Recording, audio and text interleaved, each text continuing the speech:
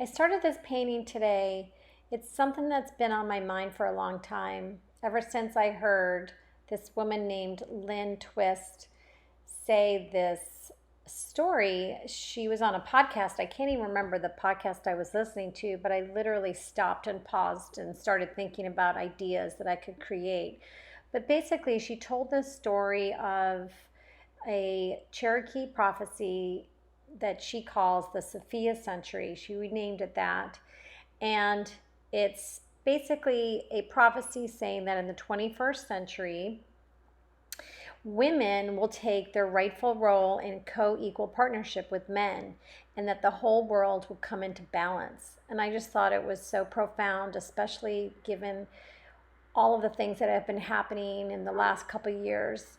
And basically what she's saying is that right now, for centuries, their male wing, there's two wings, and there's a male wing and a female wing. And that the male wing has been sort of out of balance, and it's been really moving its wings super, super fast and flapping it around and, violent and trying to just survive, while the female wing has been very quiet and shy and subdued and not saying anything, and it's just sort of like flat and laying there. And so the male wing's trying extra hard to fly. And so this is the century where a woman's voice is going to be heard, and that woman's wing, the female wing, will get stronger and stronger. And eventually they'll balance each other out, and they'll be able to fully soar and create an amazing world.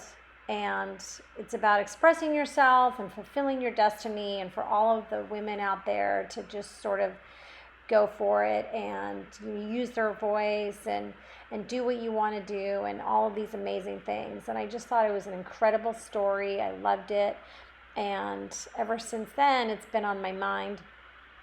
I started with some neo crayons and pencils, and I just sort of put the outline of the wings in.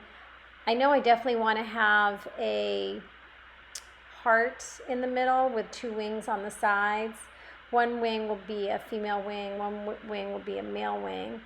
And this is an underlayer that you may never see any of it. It's just sort of getting the process down, and then I used